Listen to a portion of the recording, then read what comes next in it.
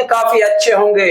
आप सभी को बहुत ज्यादा इंतजार है कि यार रामगढ़ की सीट, जो हॉट सीट, राजस्थान की 7 विधानसभा सीटों में सबसे ज्यादा हॉट सीट है, वो रामगढ़ की सीट है। यहाँ पर क्या कुछ उथल पुथल होने वाला है, तमाम जानकारी बिल्कुल, क्योंकि यहाँ पर मैं बात करता हूँ बीजेपी हो चाहे कांग्रेस, सभी ने छावनी बनाकर रामगढ़ को रख दिया था, लेकिन अब छावनी बना दिया, चुनाव खत्म हो गया, वोटिंग हो गई है 13 तारीख को खत्म। और आज हम आपको बताने वाले हैं कि क्या रहेगा इसका समीकरण, पूरा कैसे हो सकती है हार और कैसे हो सकती है किसकी। बिल्कुल बिल्कुल, किसके सर पर पहना जाएगा सरताज। तो आप दोस्तों इस वीडियो के साथ आप बने रहिएगा। मेरे साथ में मेरे सहयोगी, मेरे मित्र मौजूद है यहाँ पर, जो आप देख रहे हैं इस YouTube चैनल के माध्यम से हम आपको तमाम चुनावी समीकरण दिखाते हैं। हम बात करें यहाँ पर रामगढ़ सीट की, तो भाई रामगढ़ की सीट, यहाँ पर जो प्रतिपक्ष नेता हैं टीकाराम जूली जी के प्रतिष्ठा पूरी तरह से दांव पर लग रही, क्यों जी? जी बिल्कुल, टीकाराम जूली हो चाहे संजना जाटव हो चाहे और भजनलाल जाटव जी, सभी की यहाँ पर प्रतिष्ठा दांव पर लगी हुई है, क्योंकि लोकल नेता है, मिट्टी से जुड़े हैं। चाहे मैं कहीं ना कहीं कह सकता हूं सभी की यही है कि चाहे कहीं से भी चुनाव हार जाए, लेकिन कांग्रेस पार्टी रामगढ़ से चुनाव नहीं हारना चाहती। बिल्कुल बिल्कुल, यहाँ पर हम बात करें तो कांग्रेस से उम्मीदवार की बात करें, क्या कुछ अब की बार कितनी पकड़ रही, मेवाती वोटों की बात करें, हम मुस्लिम वोटरों की हम बात करें, एससी वोटरों की, तो इसके बारे में भी सर आप बताइए थोड़ा। जी, यहाँ पे पकड़ जो रही ना भाई, मैं बात करता हूँ कि संजना जाटव ने बहुत ज्यादा प्रभाव पड़ा है, और मैं टीकाराम जूली की बात करता हूं तो नेता प्रतिपक्ष है, इससे इनके समाज पर, यानी मैं कह सकता हूं एससी समाज पर काफी प्रभाव पड़ा है, और कहीं ना कहीं कांग्रेस के पक्ष में वोटिंग हुई है। जो हर बार वोटिंग है 40% या 15%, 20% कांग्रेस की तरफ जाती थी, इस बार आंकड़ा 60 का छू गई है, और यही एक एडवांटेज मिलता है कि कांग्रेस की यहाँ पर जीत हो सकती है। बिल्कुल, हर बार हम 2023 के वोटों की, यानी कि वोटरों की संख्या देखें, उसके देखते हुए अब की बार यहाँ पर सबसे ज्यादा मतदाताओं ने रुचि दिखाई। 75% मतदाताओं ने यहाँ पर वोट किया है, बढ़ चढ़कर भाग लिया है। एक बड़ा त्योहार देवउठनी 11 से होता है, कहीं ना कहीं ये लग रहा था कि इस समय चुनाव में वोटिंग कम नहीं रह जाए, लेकिन सबसे ज्यादा राजस्थान में रिकॉर्ड तोड़ उपचुनाव में यानी रामगढ़ में सबसे ज्यादा वोटिंग हुई है धीरेन्द्र भाई। बिल्कुल बिल्कुल, रामगढ़ का, लेकिन हम इतिहास देख रहे हैं लगातार, प्रदीप जी इतिहास देख रहे हैं रामगढ़ के अंदर। भाई जुबेर जी थे, उनका निधन हो गया, उसके बाद यहाँ पर उपचुनाव होने जा रहे हैं। हम राजस्थान की बात करें 7 सीटों पर यार उपचुनाव है, लेकिन हम यहाँ पर 7 सीटों का भी थोड़ा थोड़ा जिक्र करेंगे, लेकिन सबसे पहले हम उनियारा सीट की बात करते हैं। उधर क्या स्थिति बनी हुई है? उधर यदि मैं बात उनियारा की, उनियारा हॉट सीट बन गई, बाद में बनी, पहले बनी। यहाँ पर हुआ क्या था कि हरीश चंद जी जो थे वो विधायक यहाँ से मौजूद थे, कांग्रेस के विधायक थे जी, और उन्होंने लोकसभा का चुनाव लड़ा और भाई सांसद बन गए, तो ये सीट खाली हो गई उपचुनाव के लिए दोबारा से। अब यहाँ पर जो बीजेपी ने टिकट दिया, राजेंद्र बाबू को टिकट दे दिया, और यहाँ पर मैं बात करता हूँ कस्तूर चंद जी कस्तूर चंद मीणा जी थे, उनको कांग्रेस ने टिकट दे दिया। लेकिन यहाँ पर कांग्रेस से टिकट मांग रहे थे नरेश चंद मीणा, जिन्होंने बागी बनकर, निर्दलीय बनकर चुनाव लड़ा है अब। और कल यहाँ पर एक बड़ी घटना हुई, उन्होंने एसडीएम को थप्पड़ मार दिया नरेंद्र भाई, थप्पड़ मार दिया। लेकिन हम अन्य सीटों की भी चर्चा करेंगे, लेकिन सबसे पहले हम आपको बात सटीक और एकदम सही विश्लेषण जो हमारे संज्ञान में आया है उसके बारे में हम बताएंगे। यहाँ पर रामगढ़ सीट है, जो उसका समीकरण क्या कहता है, क्या यहाँ का इतिहास बदलेगा या फिर नहीं बदलेगा। हम बात करें इधर जो जुबेर के छोटे बेटे हैं आर्यन खान साहब, तो इधर की तरफ देखते हैं हम, बीजेपी के सुखवंत जी हैं जी नरेंद्र, जो एक बार चुनाव लड़ चुके हैं, सेकंड नंबर पर है। एक बार चुनाव नहीं, 2 बार चुनाव लड़ चुके हैं, और दोनों बार हार चुके हैं, और कहीं ना कहीं जनता के बीच में भी दिखाई दिया कि 2 बार चुनाव हार चुके हैं, इसी नाम पर वोट मिले। एक तरफ कांग्रेस पार्टी कहती नजर आई कि भाई सच्ची श्रद्धांजलि जब भी होगी जब आप एक वोट आर्यन जुबेर को देंगे, यानी कहीं ना कहीं विकास के नाम पर वोट कम था और यहाँ पर सिंपैथी के वोट ज्यादा थे। अब मैं बात कर लेता हूँ क्या क्या फैक्टर थे कि जहां पर किन से सुखवंत जीत सकता है और किन से आर्यन जुबेर जीत सकता है। बिल्कुल भाई, लेकिन मैं आपको एक बार थोड़ा सा रोकना चाहूंगा। यहाँ की जो आम जनता है, अपन रामगढ़ की बात करें, रामगढ़ की आम जनता का क्या सवाल था?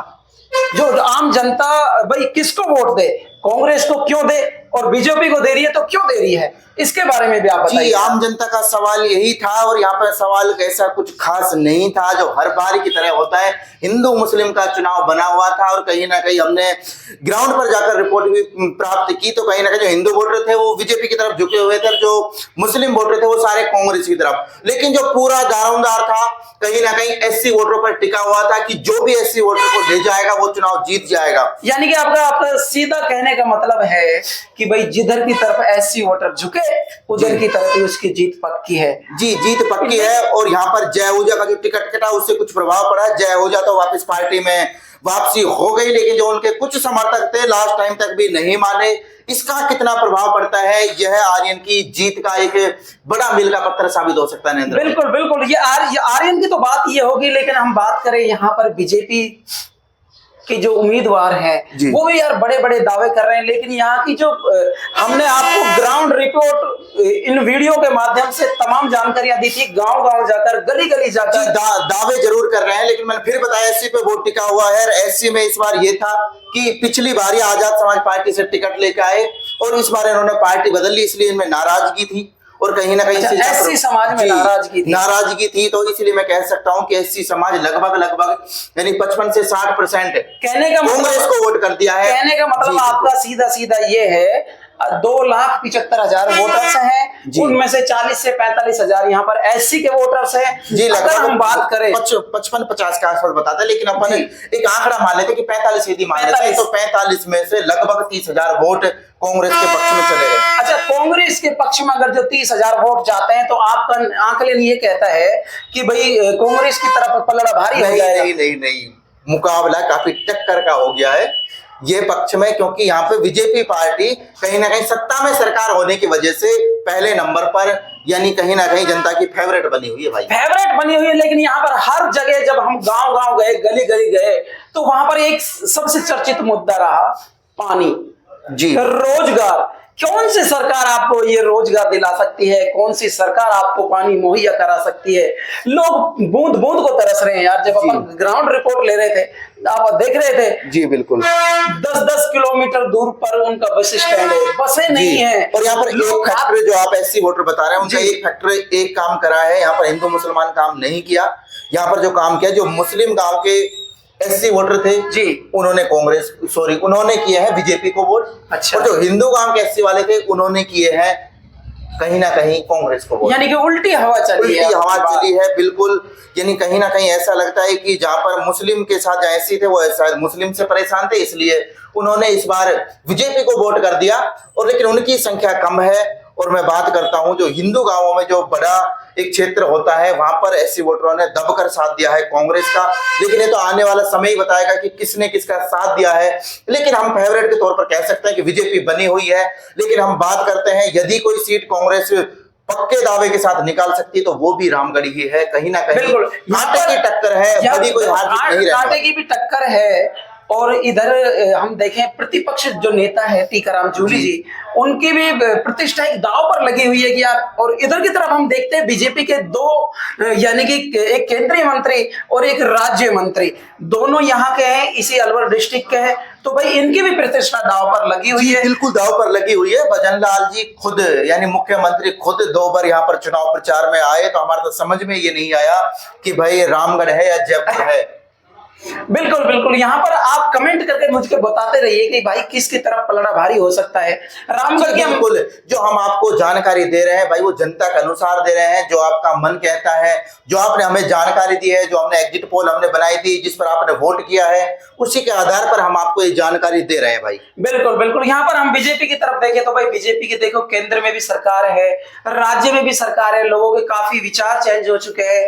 लोगों को अब की बार क्या कहता है मन, तमाम जानकारियां हम आपको इस वीडियो के तहत दे रहे हैं। लेकिन मेरे को ऐसा भी लगता है कुछ बीजेपी की तरफ भी लोगों का झुकाव ज्यादा है। मुस्लिम वोटरों से कुछ से हम बात कर रहे थे, तो अपन जब ग्राउंड रिपोर्ट कर रहे थे, आप भी मेरे साथ में थे, वहां पर पूरी टीम हमारी गई हुई थी।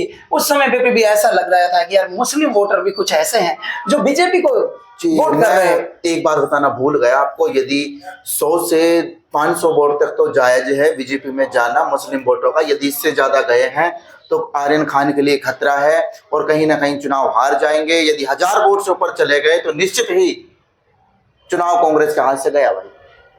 कांग्रेस के हाथ से गया, लेकिन अपन ये नहीं कह सकते कि कांग्रेस के हाथ से जा सकता है चुनाव, जा नहीं क्योंकि सकता। लेकिन यहाँ पर हम देखें तो दोनों पार्टियों की जो दंगल के अंदर दो कुश्ती जा लड़ रहे नहीं हैं। सकता, क्योंकि यहाँ पर सचिन पायलट ने भी रैली की थी। गुर्जर वोट पे कितना प्रभाव पड़ा है, यह एक राज ही है अभी तक, कितना प्रभाव पड़ा है, या अन्य कोई जो दल था उसका कितना प्रभाव पड़ा है, जय ऊर्जा की टिकट कटने से कितना प्रभाव पड़ा है, कितनी राज की बात है। इन सब गुप्त बातों में ही कांग्रेस की जीत हो सकती है, वरना यहाँ पर हम सीधा सीधा कह सकते हैं कि भाई फेवरेट के तौर पर तो बीजेपी आगे है। बीजेपी आगे है। लेकिन यार आपको क्या लगता है, जो भी दर्शकगण मेरे को देख रहे हैं, सुन रहे हैं, और मेरे साथ में सहयोगी प्रदीप जी है, इनको आप सुन रहे हैं, कहने क्या कुछ कहना चाहेंगे आप? कमेंट बॉक्स में मेरे को बताते रहिए, क्योंकि जनता का जो सुझाव है वो हम आप तक पहुंचाते हैं। और यहाँ पर जो रामगढ़ की जो हॉट सीट बनी हुई है उसके आप देख रहे हैं कि हम आपको एग्जिट पोल तो दिखा रहे हैं, लेकिन सटीक नहीं कह सकते कि भैया वो जीतेगा। भाई सटीक का ऐसा है, मैंने लिंक डिस्क्रिप्शन में दे दिया है। हमने जो हरियाणा विधानसभा जो इलेक्शन की हमने एग्जिट पोल बताई थी, मेवात की 5 की 5 विधानसभा पर आप उनको खोल के देख सकते हैं, एक भी फेल नहीं है। तो कुछ भी कमेंट करने से पहले भाई वो वीडियो जरूर देखना है। बिल्कुल बिल्कुल, ये सही बात है कि हम जो भी वीडियो डालते हैं वो ग्राउंड रिपोर्ट, जीरो रिपोर्ट से डालते हैं। कहने का मतलब सीधा सीधा ये है कि हम गांव गांव जाकर, गली गली जाकर लोगों का रुझान लेते हैं, क्या कुछ कहता है अब की बार पब्लिक का मन। क्या हम बात करें यहाँ पर बीजेपी सरकार ने जो वादे किए हैं वह पूरे कर पाएंगी, और इधर की तरफ हम बात करें क्या कांग्रेस जो बड़े बड़े वादे कर रही है क्या वो पूरे कर पाएगी। हम बात करें दोनों की, तो दोनों का भाई पलड़ा मेरे हिसाब से कितने का अंतर रहना चाहिए? भाई मैं आपको बता देता हूँ, क्लियर बता देता हूँ। 2 सीटों पर कांग्रेस रह सकती है, बाकी 3 सीटों पर बीजेपी रहेगी। 3 2 5 हो गया। 1 सीट पर आरएलपी का दबदबा मजबूत है जी, यानी कुल मिलाकर 4-3 का आंकड़ा कहीं ना कहीं रह सकता है। 4-3 का आंकड़ा रह सकता है। 4 पर बीजेपी फेवरेट है जी, और 2 पर कांग्रेस है, 1 पर आरएलपी फेवरेट। बिल्कुल। हम यहाँ पर बात करें आर्यन जुबेर की जी, भाई सिंपैथी की वजह से भी यहाँ पर वोट मिल सकते हैं। यहाँ पर हम बात करें सुखवंत जी की, सुखवंत जी भी काफी कर्मठ है लोगों के अंदर, यानी कि दिलों में छाए हुए हैं। तो क्या कुछ इनकी हार जीत होगी, वो कितना समीकरण रहेगा? ज्यादा समीकरण नहीं रहने वाला, आप याद कर लीजिए। ज्यादा समीकरण नहीं, 10 से 12 हजार की ज्यादा से ज्यादा हार 10 से 12 हजार समथिंग मैंने हाईएस्ट बता दिया, इससे ज्यादा नहीं हो सकती, क्योंकि चुनाव प्रतिष्ठा का बना हुआ था, मान प्रतिष्ठा का। चाहे कांग्रेस हो चाहे बीजेपी हो, सबको यही लग रहा था रामगढ़ हार गए तो ऐसा जयपुर हार जाएंगे या फिर जैसे सरकार ही गिर जाएगी, ऐसा चुनाव हमें देखने को मिला।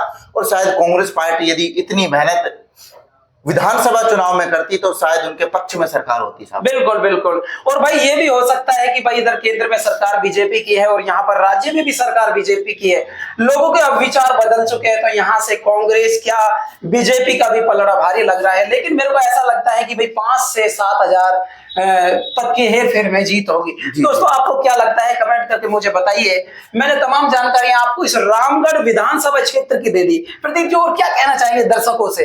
दर्शकों से मैं यही कहना चाहूंगा कि भाई अभी जो तुमने वोट किया है उस हिसाब से एग्जिट पोल हमारे चैनल पर हमने पोल बनाई हुई है, उस पर ज्यादा से ज्यादा वोट करें, जैसे हमें कि और अंदाजा लग सके और 23 तारीख से पहले हम आपको एक एग्जिट पोल और दे सकें।